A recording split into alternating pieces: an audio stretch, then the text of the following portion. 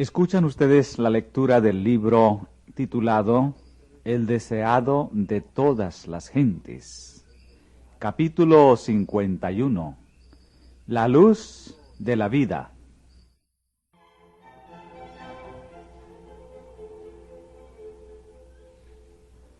Otra vez, pues, Jesús les habló diciendo: Yo soy la luz del mundo. El que me sigue no andará en tinieblas, mas tendrá la luz de la vida.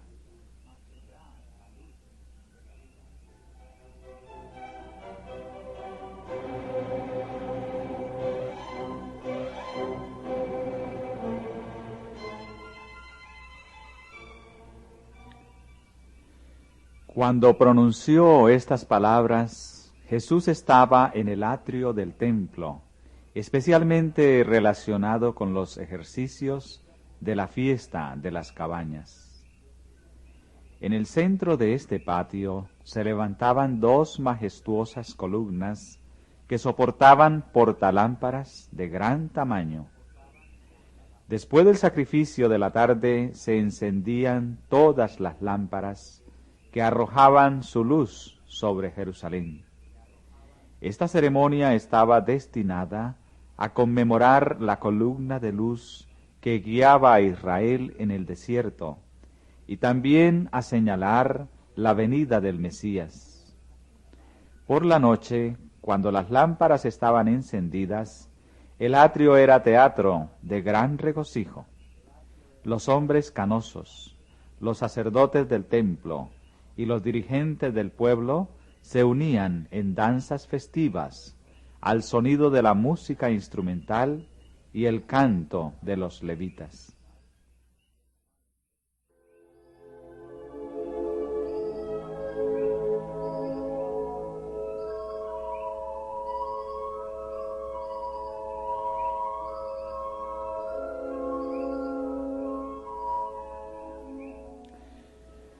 Por la iluminación de Jerusalén, el pueblo expresaba su esperanza en la venida del Mesías para derramar su luz sobre Israel. Pero para Jesús, la escena tenía un significado más amplio. Como las lámparas radiantes del templo alumbraban cuanto la rodeaba, así Cristo, la fuente de luz espiritual, ilumina las tinieblas del mundo. Sin embargo, el símbolo era imperfecto. Aquella gran luz que su propia mano había puesto en los cielos era una representación más verdadera de la gloria de su misión.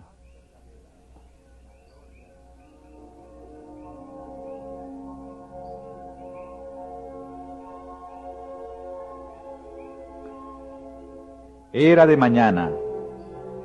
El sol acababa de levantarse sobre el monte de las Olivas, y sus rayos caían con deslumbrante brillo sobre los palacios de mármol, e iluminaban el oro de las paredes del templo, cuando Jesús, señalándolo, dijo: Yo soy la luz del mundo.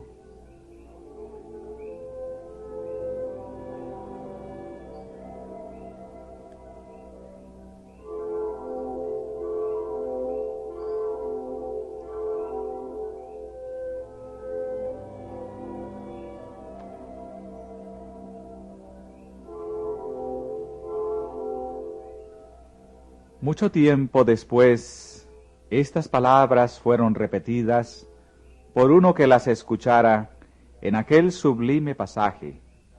En él estaba la vida, y la vida era la luz de los hombres, y la luz en las tinieblas resplandece. Mas las tinieblas no la comprendieron. Era la luz verdadera, que alumbra a todo hombre que viene a este mundo.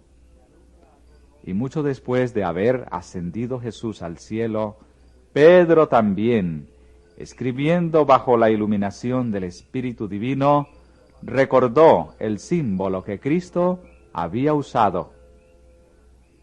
Tenemos también la palabra profética más permanente, a la cual hacéis bien de estar atentos, como a una antorcha que alumbra en lugar oscuro, hasta que el día esclarezca y el lucero de la mañana salga en vuestros corazones.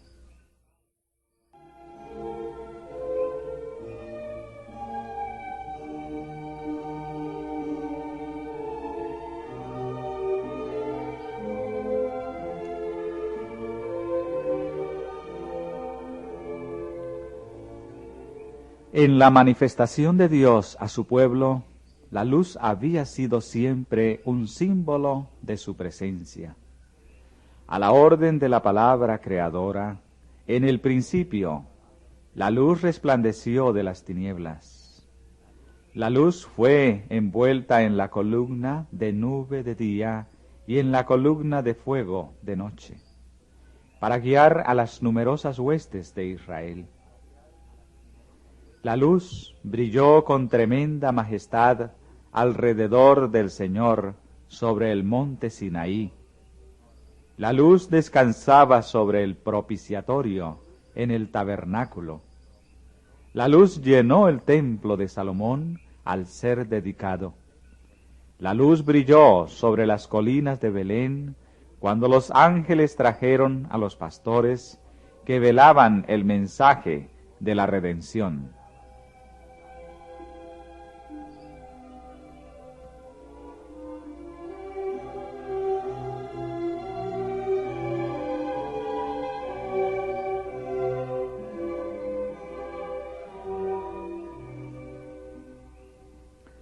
Dios es luz, y en las palabras, yo soy la luz del mundo, Cristo declaró su unidad con Dios y su relación con toda la familia humana. Era Él quien al principio había hecho que de las tinieblas resplandeciese la luz. Él es la luz del sol, la luna y las estrellas. Él era la luz espiritual que mediante símbolos, figuras y profecías había resplandecido sobre Israel. Pero la luz no era dada solamente para los judíos.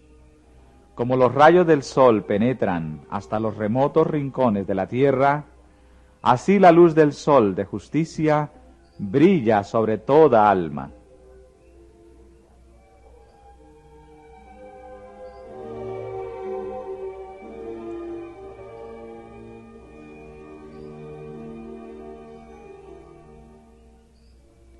Aquel era la luz verdadera, que alumbra a todo hombre que viene a este mundo. El mundo ha tenido sus grandes maestros, hombres de intelecto gigantesco y penetración maravillosa, hombres cuyas declaraciones han estimulado el pensamiento y abierto vastos campos de conocimiento. Y esos hombres han sido honrados como guías y benefactores de su raza. Pero hay uno que está por encima de ellos. Mas a todos los que le recibieron, dióles potestad de ser hechos hijos de Dios. A Dios nadie le vio jamás. El unigénito Hijo, que está en el seno del Padre, Él le declaró. Podemos remontar la línea de los grandes maestros del mundo hasta donde se extienden los anales humanos, pero la luz era anterior a ellos. Como la luna y los planetas del sistema solar brillan por la luz reflejada del sol, así, hasta donde su enseñanza es verdadera, los grandes pensadores del mundo reflejan los rayos del sol de justicia. Toda gema del pensamiento, todo destello de la inteligencia procede de la luz del mundo. Hoy día oímos hablar mucho de la educación superior. La verdadera educación superior la imparte aquel en el cual están escondidos todos los tesoros de sabiduría y conocimiento. En él estaba la vida, y la vida era la luz de los hombres. El que me sigue, dijo Jesús, no andará en tinieblas, mas tendrá la luz de la vida.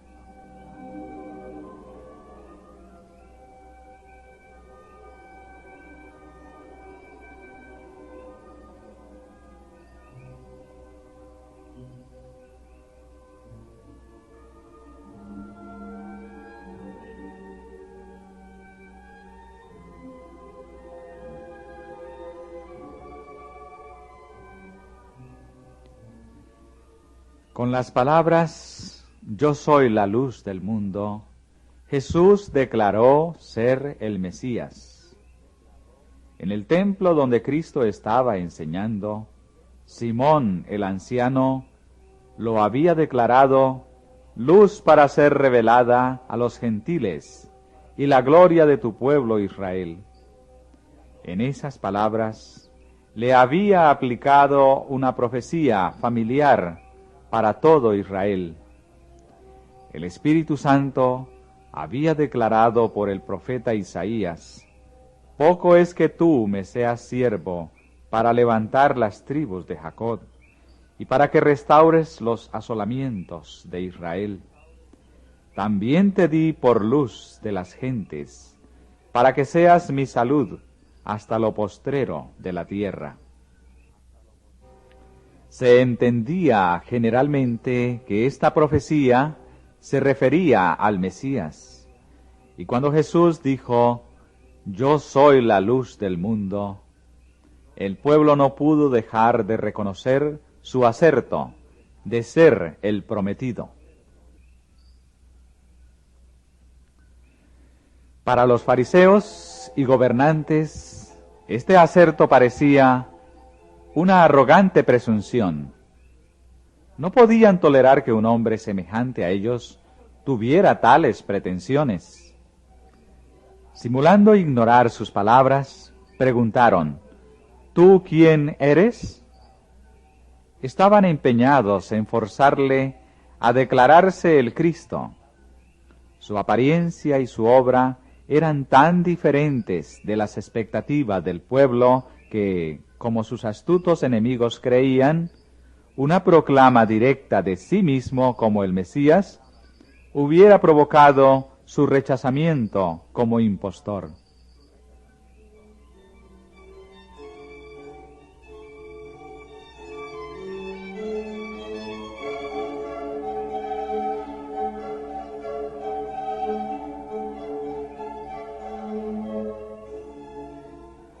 Pero a su pregunta, ¿tú quién eres?, él replicó, el que al principio también os he dicho. Lo que se había revelado por sus palabras, se revelaba también por su carácter. Él era la personificación de las verdades que enseñaba. Nada hago de mí mismo, continuó diciendo, mas como el Padre me enseñó, esto hablo. Porque el que me envió conmigo está. No me ha dejado solo el Padre, porque yo lo que a él agrada, hago siempre. No procuró probar su pretensión mesiánica, sino que mostró su unión con Dios. Si sus mentes hubiesen estado abiertas al amor de Dios, hubieran recibido a Jesús.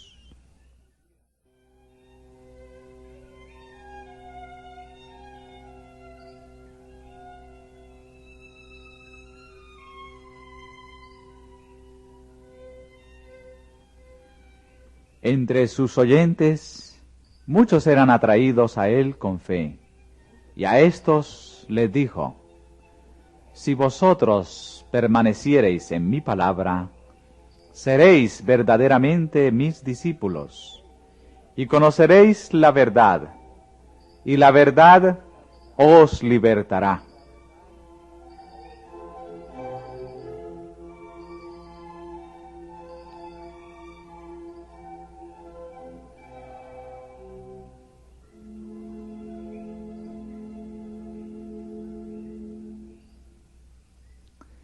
Estas palabras ofendieron a los fariseos. pasando por alto la larga sujeción de la nación a un yugo extranjero, exclamaron coléricamente: «Simiente de Abraham somos, y jamás servimos a nadie. ¿Cómo dices tú, seréis libres?» Jesús miró a esos hombres esclavos de la malicia, cuyos pensamientos se concentraban en la venganza, y contestó con tristeza: «De cierto os digo, que todo aquel que hace pecado es siervo del pecado». Ellos estaban en la peor clase de servidumbre, regidos por el espíritu del maligno.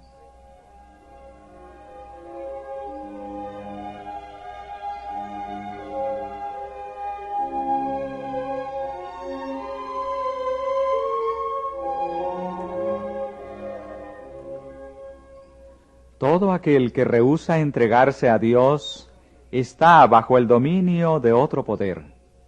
No es su propio dueño. Puede hablar de libertad, pero está en la más abyecta esclavitud.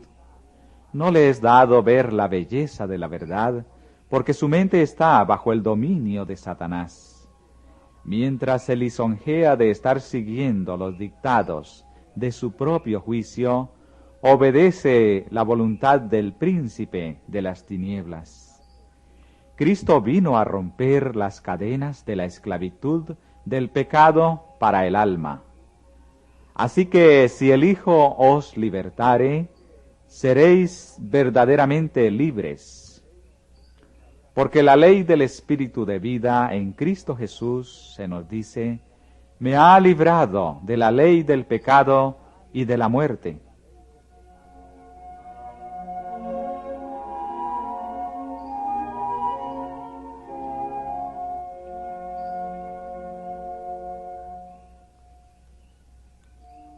En la obra de la redención no hay compulsión.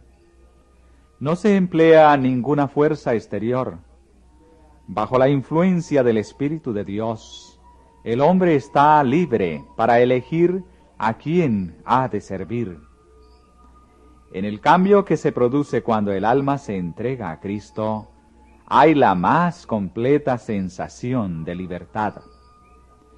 La expulsión del pecado es obra del alma misma. Por cierto, no tenemos poder para librarnos a nosotros mismos del dominio de Satanás. Pero cuando deseamos ser libertados del pecado, y en nuestra gran necesidad clamamos por un poder exterior y superior a nosotros, las facultades del alma quedan dotadas de la fuerza divina del Espíritu Santo y obedecen los dictados de la voluntad, en cumplimiento de la voluntad de Dios.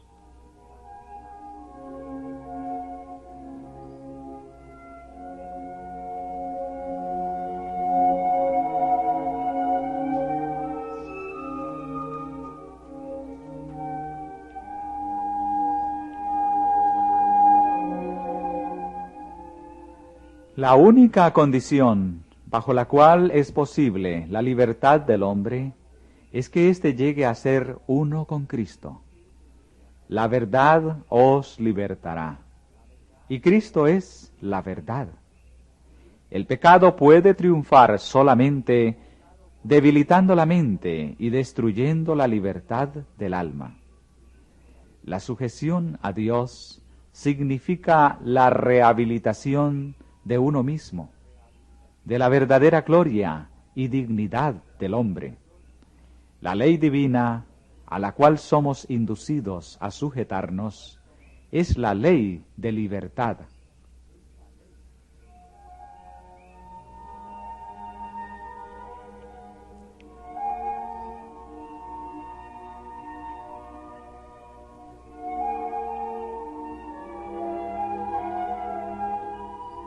Los fariseos se habían declarado a sí mismos hijos de Abraham. Jesús les dijo que solamente haciendo las obras de Abraham podían justificar esta pretensión. Los verdaderos hijos de Abraham vivirían como él una vida de obediencia a Dios. No procurarían matar a aquel que hablaba la verdad que le había sido dada por Dios. Al conspirar contra Cristo, los rabinos no estaban haciendo las obras de Abraham. La simple descendencia de Abraham no tenía ningún valor. Sin una relación espiritual con él, la cual se hubiera manifestado poseyendo el mismo espíritu y haciendo las mismas obras, ellos no eran sus hijos.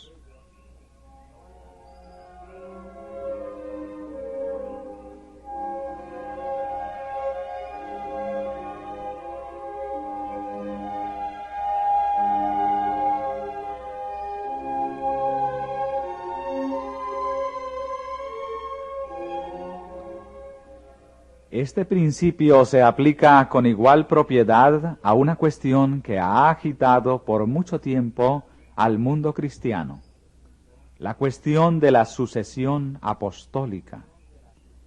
La descendencia de Abraham no se probaba por el nombre y el linaje, sino por la semejanza del carácter. La sucesión apostólica tampoco descansa en la transmisión de la autoridad eclesiástica, sino en la relación espiritual. Una vida movida por el espíritu de los apóstoles, el creer y enseñar las verdades que ellos enseñaron, esta es la verdadera evidencia de la sucesión apostólica. Es lo que constituye a los hombres sucesores de los primeros maestros del Evangelio.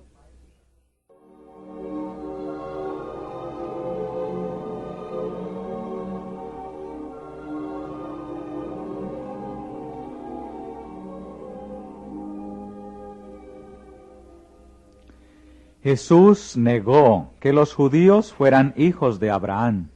Dijo: «Vosotros hacéis las obras de vuestro padre». En mofa respondieron: «Nosotros no somos nacidos de fornicación. Un padre tenemos, que es Dios».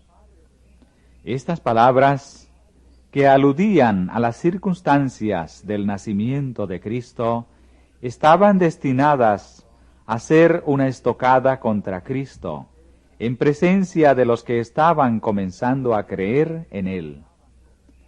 Jesús no prestó oído a esta ruin insinuación, sino que dijo: «Si vuestro Padre fuera Dios, ciertamente me amaríais, porque yo de Dios he salido y he venido».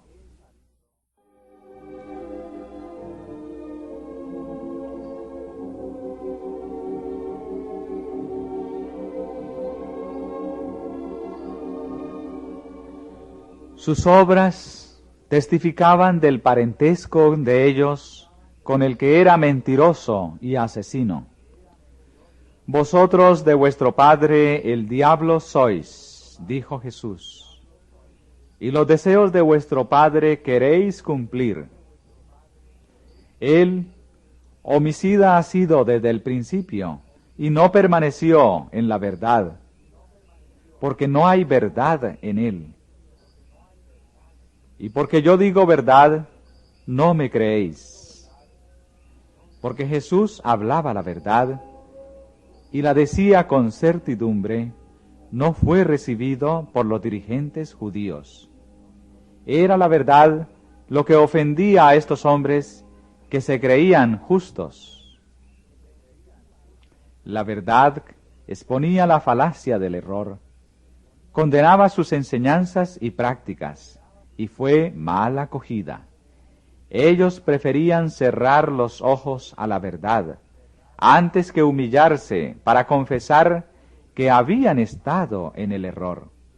No amaban la verdad, no la deseaban, aunque era la verdad.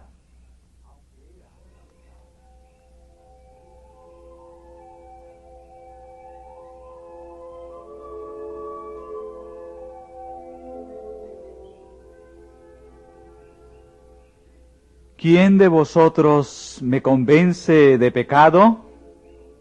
Y si digo la verdad, ¿por qué no me creéis? Día tras día, durante 3 años, los enemigos de Cristo le habían seguido, procurando hallar alguna mancha en su carácter. Satanás y toda la confederación del maligno habían estado tratando de vencerle, pero nada había hallado en él de lo cual sacar ventaja. Hasta los demonios estaban obligados a confesar: sé quién eres, el Santo de Dios. Jesús vivió la ley a la vista del cielo, de los mundos no caídos y de los hombres pecadores. Delante de los ángeles, de los hombres y de los demonios, había pronunciado, sin que nadie se la discutiese, palabras que, si hubiesen procedido de cualesquiera otros labios, hubieran sido blasfemia. Yo, lo que a él agrada, hago siempre.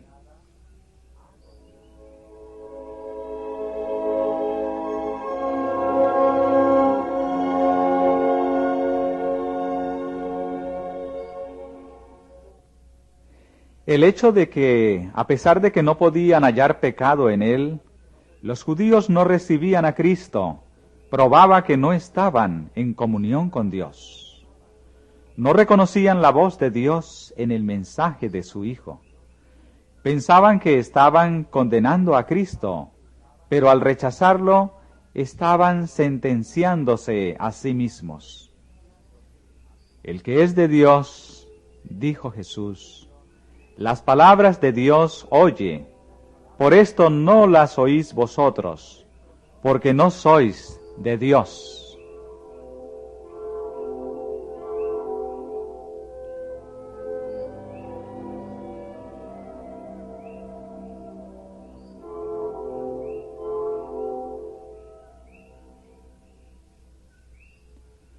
La lección es verdadera para todos los tiempos. Muchos hombres que se deleitan en sutilizar, criticar y buscar en la palabra de Dios algo que poner en duda, piensan que de esa manera están dando muestras de independencia de pensamiento y agudeza mental.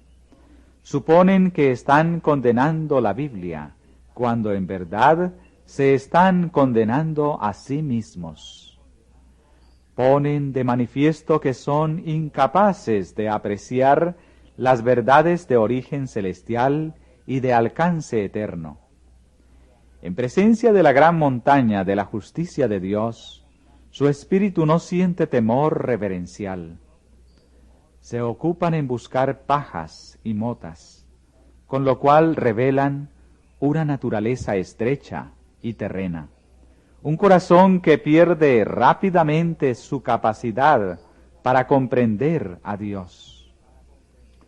Aquel cuyo corazón ha respondido al toque divino buscará lo que aumente su conocimiento de Dios y refine y eleve su carácter. Como una flor se torna al sol para que sus brillantes rayos le den bellos colores, así se tornará el alma al sol de justicia, para que la luz del cielo embellezca el carácter con las gracias del carácter de Cristo.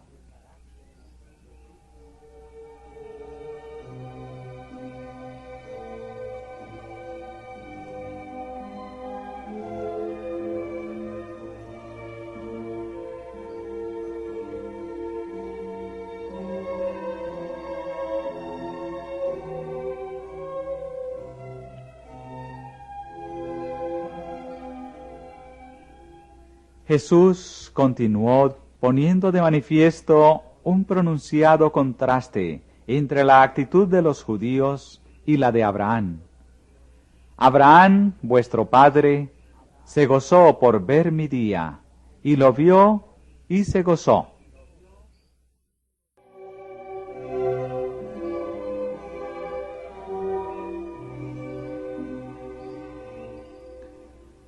Abraham había deseado mucho ver al Salvador prometido. Elevó la más ferviente oración porque antes de su muerte pudiera contemplar al Mesías. Y vio a Cristo. Se le dio una comunicación sobrenatural y reconoció el carácter divino de Cristo. Vio su día y se gozó. Se le dio una visión del sacrificio divino por el pecado. Tuvo una ilustración de ese sacrificio en su propia vida. Recibió la orden: toma ahora tu hijo, tu único Isaac, a quien amas, y ofrécelo en holocausto. Sobre el altar del sacrificio colocó al hijo de la promesa, el hijo en el cual se concentraban sus esperanzas. Entonces, mientras aguardaba junto al altar, con el cuchillo levantado para obedecer a Dios, oyó una voz del cielo que le dijo: no extiendas tu mano sobre el muchacho, ni le hagas nada, que ya conozco que temes a Dios, pues que no me rehusaste tu hijo, tu único. Se le impuso esta terrible prueba a Abraham para que pudiera ver el día de Cristo y comprender el gran amor de Dios hacia el mundo, tan grande que para levantarlo de la degradación dio a su Hijo unigénito para que sufriera la muerte más ignominiosa.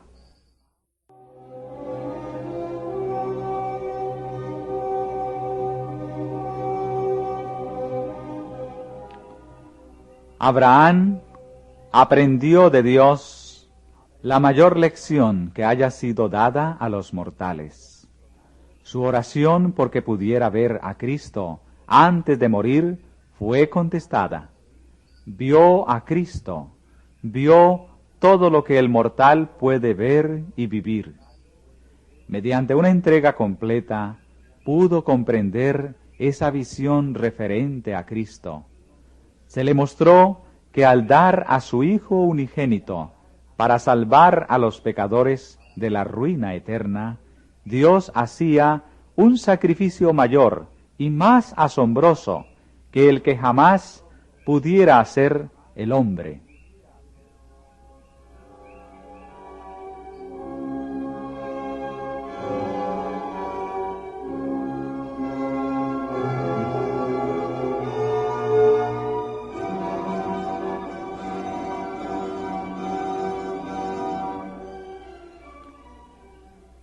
La experiencia de Abraham contestó la pregunta: ¿con qué prevendré a Jehová y adoraré al alto Dios? ¿Vendré ante él con holocaustos, con becerros de un año? ¿Agradaráse Jehová de millares de carneros o de 10,000 arroyos de aceite? ¿Daré mi primogénito por mi rebelión, el fruto de mi vientre por el pecado de mi alma? En las palabras de Abraham, Dios se proveerá de cordero para el holocausto, hijo mío. Y en la provisión de Dios de un sacrificio en lugar de Isaac, se declaró que el hombre no puede hacer expiación por sí mismo. El sistema pagano de sacrificios era totalmente inaceptable para Dios. Ningún padre debe ofrecer su hijo o su hija como sacrificio propiciatorio. Solamente el Hijo de Dios puede cargar con la culpa del mundo.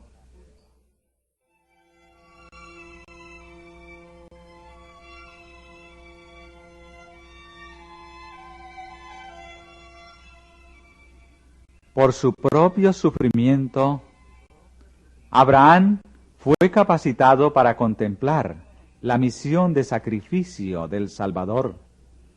Pero los hijos de Israel no podían entender lo que era tan desagradable para su corazón orgulloso. Las palabras de Cristo concernientes a Abraham no tuvieron para sus oyentes ningún significado profundo. Los fariseos vieron en ellas solo un nuevo motivo para cavilar. Contestaron con desprecio, como si probaran que Jesús debía ser un loco. ¿Aún no tienes 50 años y has visto a Abraham?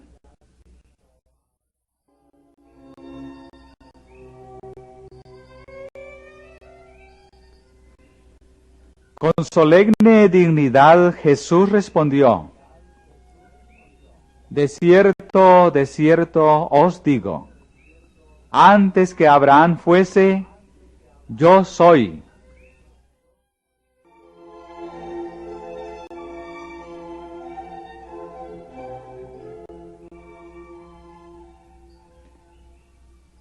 Cayó el silencio sobre la vasta concurrencia.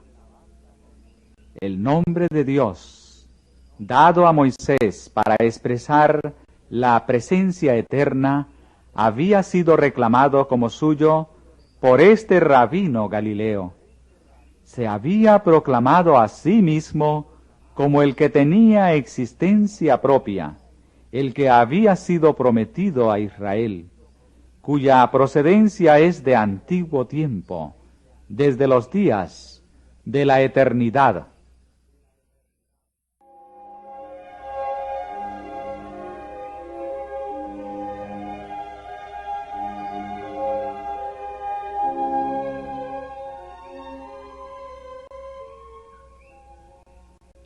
Otra vez los sacerdotes y rabinos clamaron contra Jesús, acusándole de blasfemo.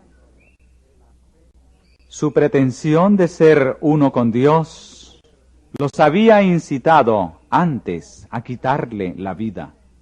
Y pocos meses más tarde declararon lisa y llanamente: por buena obra no te apedreamos, sino por la blasfemia, y porque tú, siendo hombre, te haces Dios.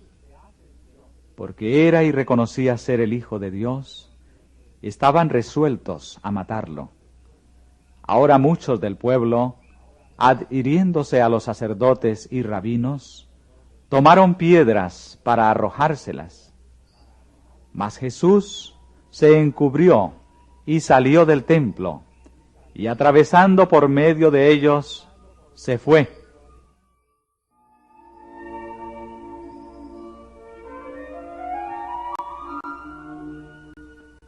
La luz estaba brillando en las tinieblas, mas las tinieblas no la comprendieron.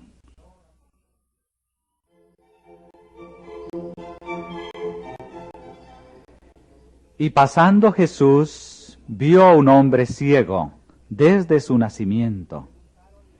Y preguntáronle sus discípulos, diciendo: Rabí, ¿quién pecó, este o sus padres, para que naciese ciego? Respondió Jesús: ni éste pecó, ni sus padres, mas para que las obras de Dios se manifestasen en él.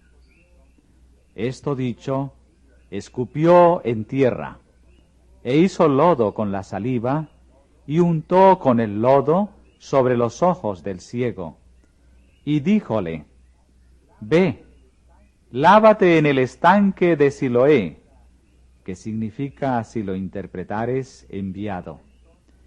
Y fue entonces, y lavóse, y volvió viendo.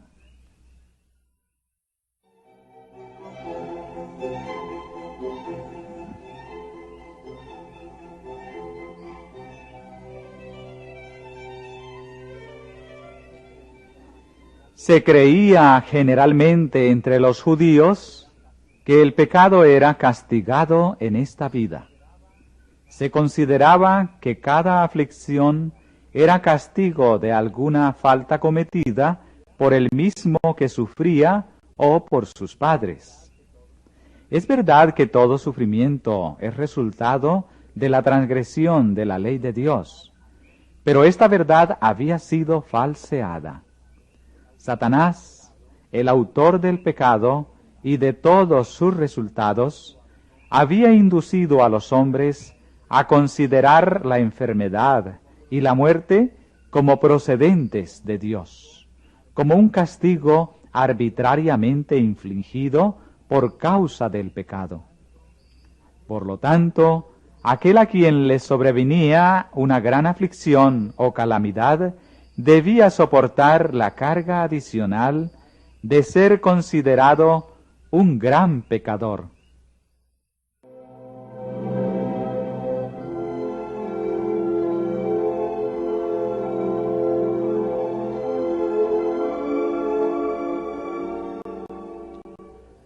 Así estaba preparando el camino para que los judíos rechazaran a Jesús, el que llevó nuestras enfermedades y sufrió nuestros dolores, iba a ser tenido por los judíos, por azotado, por herido de Dios y abatido, y de él escondieron el rostro.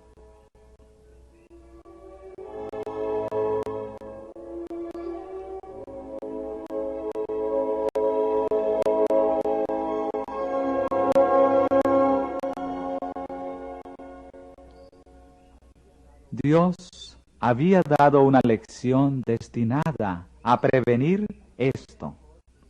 La historia de Job había mostrado que el sufrimiento es infligido por Satanás, pero que Dios predomina sobre él con fines de misericordia. Pero Israel no entendía la lección. Al rechazar a Cristo, los judíos repetían el mismo error por el cual Dios había reprobado a los amigos de Job.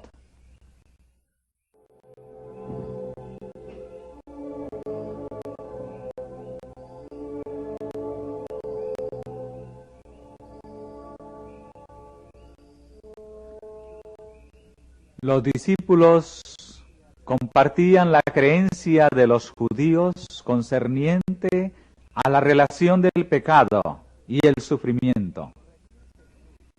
Al corregir Jesús el error, no explicó la causa de la aflicción del hombre, sino que les dijo cuál sería el resultado. Por causa de ello, se manifestarían las obras de Dios.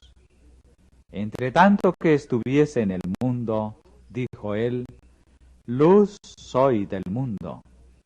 Entonces, habiendo untado los ojos del ciego, lo envió a lavarse en el estanque de Siloé, y el hombre recibió la vista. Así Jesús contestó la pregunta de los discípulos de una manera práctica, como respondía él generalmente a las preguntas que se le dirigían nacidas de la curiosidad.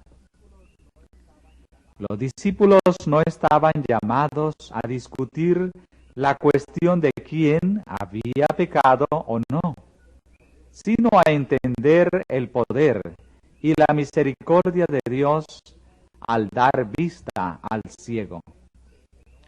Era evidente que no había virtud sanadora en el lodo o en el estanque a donde el ciego fue enviado a lavarse, sino que la virtud estaba en Cristo.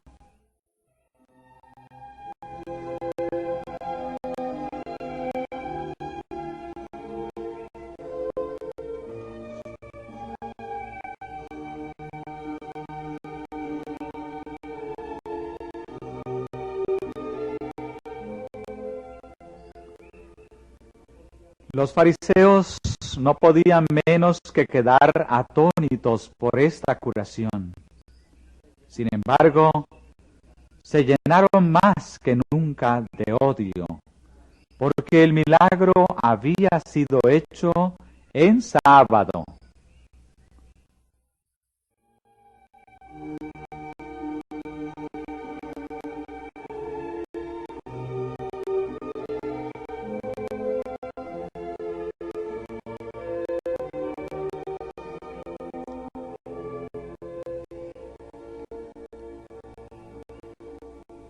Los vecinos del joven y los que le habían conocido ciego dijeron: ¿no es este el que se sentaba y mendigaba? Le miraban con duda, pues sus ojos estaban abiertos, su semblante cambiado y alegre, y parecía ser otro hombre. La pregunta pasaba de uno a otro. Algunos decían: este es. Otros: a él se parece. Pero el que había recibido la gran bendición decidió la cuestión diciendo: yo soy. Entonces les habló de Jesús y de la manera en que él había sido sanado. Y ellos le preguntaron: ¿dónde está aquel? Él dijo: no sé.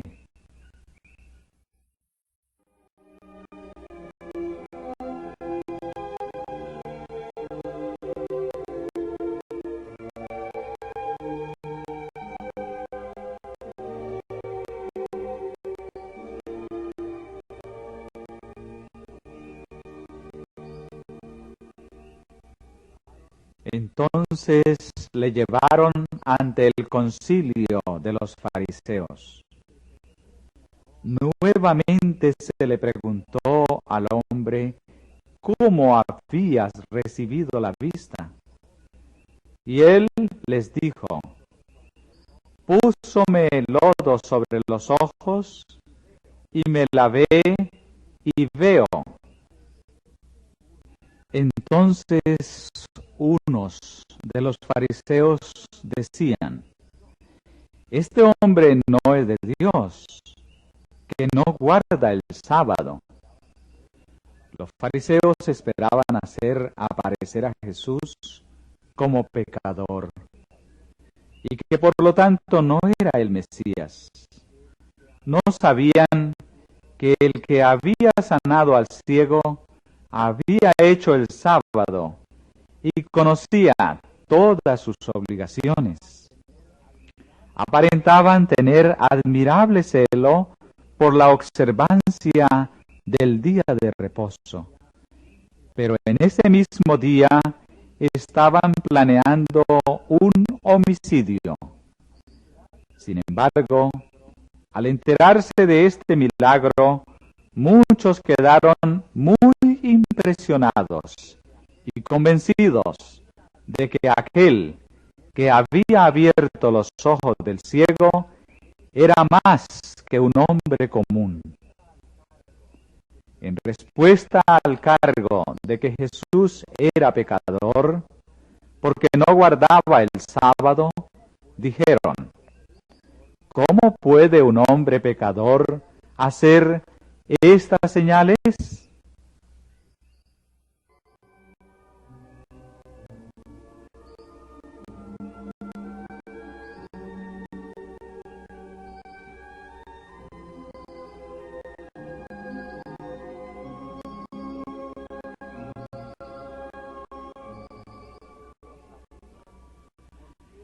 Los rabinos volvieron a dirigirse al ciego.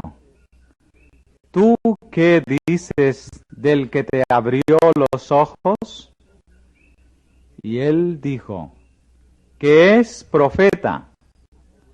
Los fariseos aseguraron entonces que no había nacido ciego ni recibido la vista.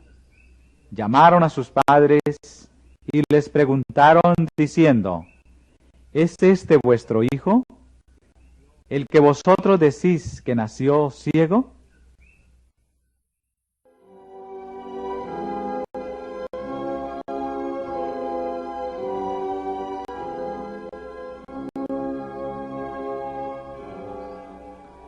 Allí estaba el hombre mismo declarando que había sido ciego y que se le había dado la vista.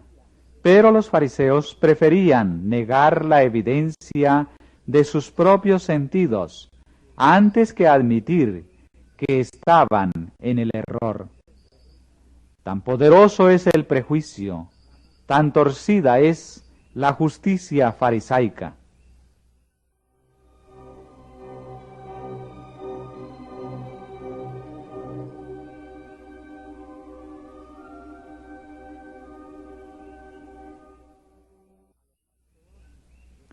A los fariseos les quedaba una esperanza, la de intimidar a los padres del hombre.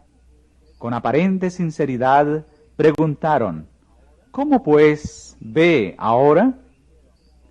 Los padres temieron comprometerse, porque se había declarado que cualquiera que reconociese a Jesús como el Cristo fuese echado de la sinagoga, es decir, excluido de la sinagoga por 30 días. Durante ese tiempo, ningún hijo sería circuncidado o ningún muerto sería lamentado en el hogar ofensor. La sentencia era considerada como una gran calamidad, y si no mediaba arrepentimiento, era seguida por una pena mucho mayor. La obra realizada en favor de su hijo había convencido a los padres. Sin embargo, respondieron: sabemos que este es nuestro hijo y que nació ciego, mas cómo ve ahora, no sabemos. O quién le haya abierto los ojos, nosotros no lo sabemos. Él tiene edad, preguntadle a él. Él hablará de sí. Así transfirieron toda la responsabilidad a su hijo, porque no se atrevían a confesar a Cristo.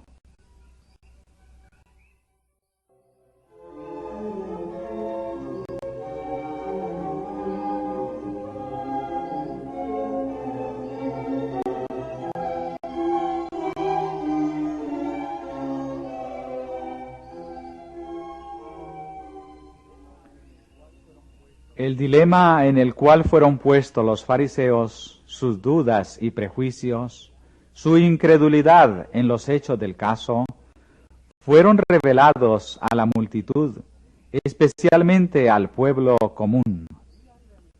Jesús había realizado frecuentemente sus milagros en plena calle, y sus obras servían siempre para aliviar el sufrimiento.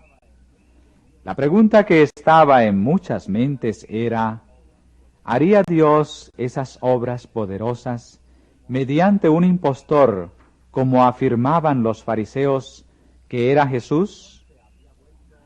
La discusión se había vuelto encarnizada por ambas partes.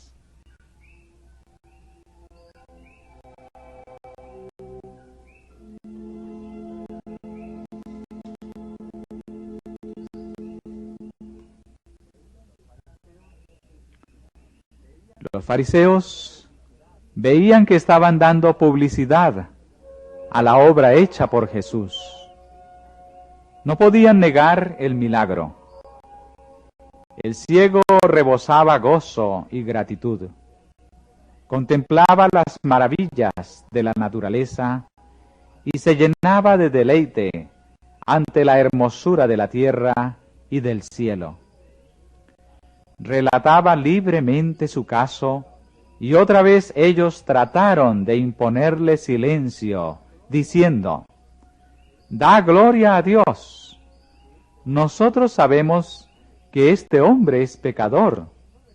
Es decir, no repitas que este hombre te dio la vista. Es Dios quien lo ha hecho.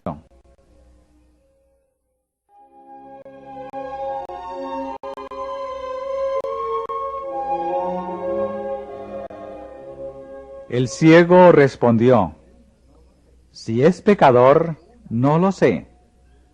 Una cosa sé, que habiendo yo sido ciego, ahora veo».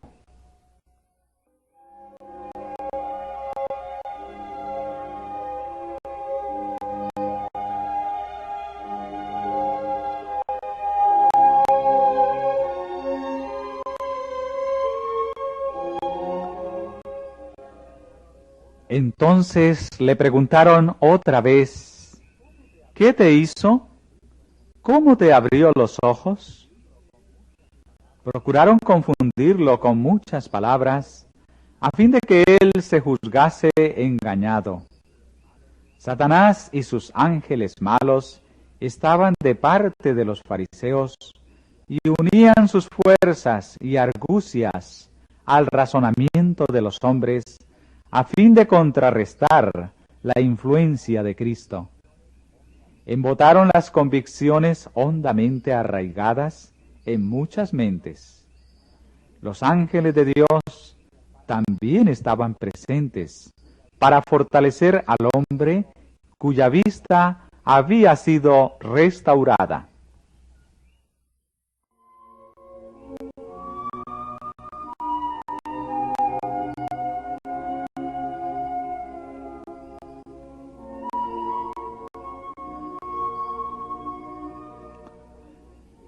Los fariseos no comprendían que estaban tratando más que con un hombre inculto que había nacido ciego. No conocían a aquel con quien estaban en controversia.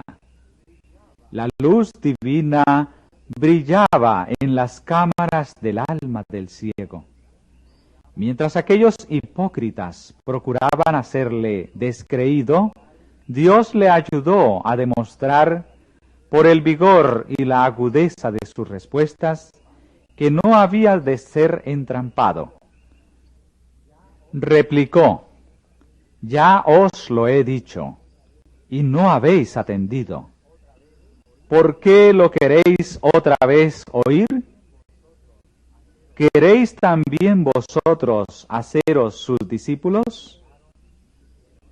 Y le ultrajaron y dijeron, tú eres su discípulo, pero nosotros, discípulos de Moisés, somos.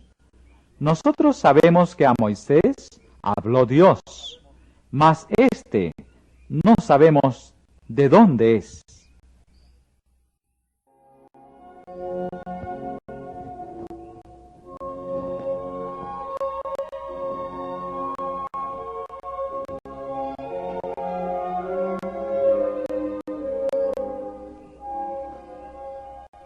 El Señor Jesús conocía la prueba por la cual estaba pasando el hombre, y le dio gracia y palabras, de modo que llegó a ser un testigo por Cristo. Respondió a los fariseos con palabras que eran una hiriente censura a sus preguntas. Aseveraban ser los expositores de las Escrituras y los guías religiosos de la nación. Sin embargo, había allí uno que hacía milagros, y ellos confesaban ignorar tanto la fuente de su poder como su carácter y pretensiones. Por cierto, maravillosa cosa es esta, dijo el hombre, que vosotros no sabéis de dónde sea, y a mí me abrió los ojos. Y sabemos que Dios no oye a los pecadores, mas si alguno es temeroso de Dios y hace su voluntad, a éste oye.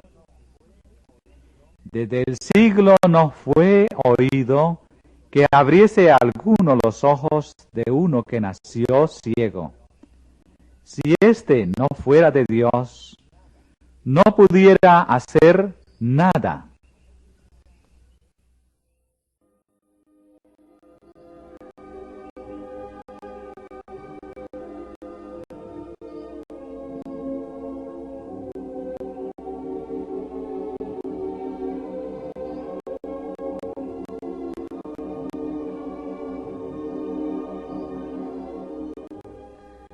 El hombre había hecho frente a sus inquisidores en su propio terreno.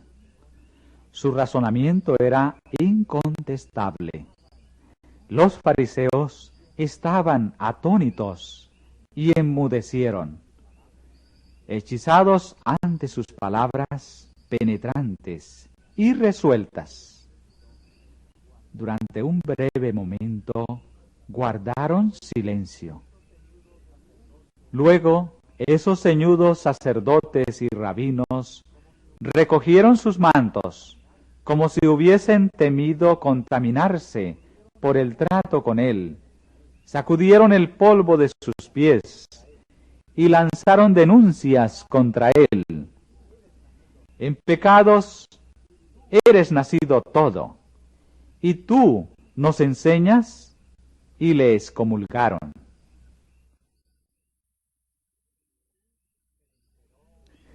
Jesús se enteró de lo hecho, y hallándolo poco después, le dijo: ¿Crees tú en el Hijo de Dios?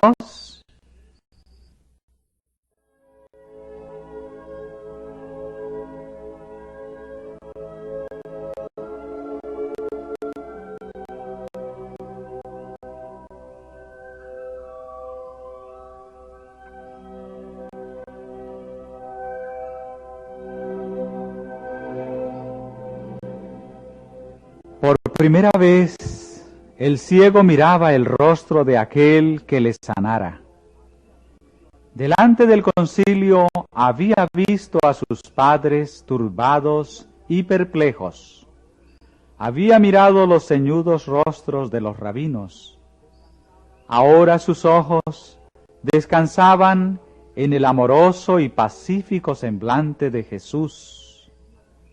Antes de eso, a gran costo para él, le había reconocido como delegado del poder divino. Ahora se le concedió una revelación mayor.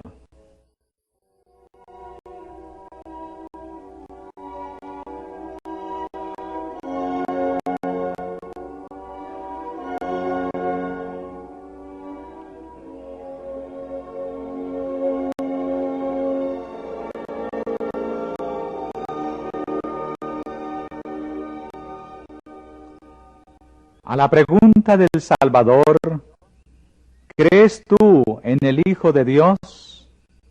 El ciego respondió: ¿Quién es, Señor, para que crea en él?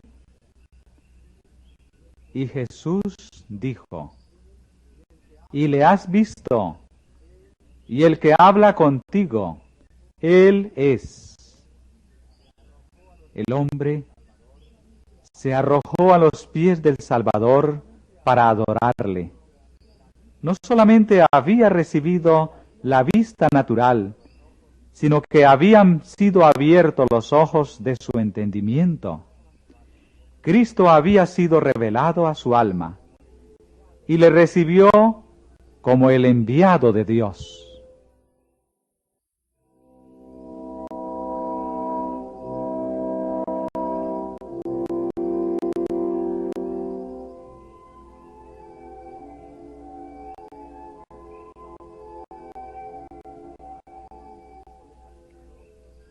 Había un grupo de fariseos reunidos cerca, y el verlos trajo a la mente de Jesús el contraste que siempre se manifestaba en el efecto de sus obras y palabras.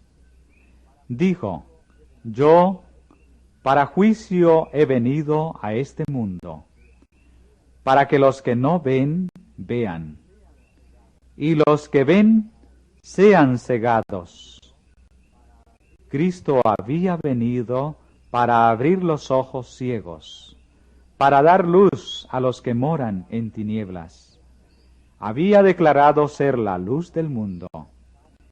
Y el milagro que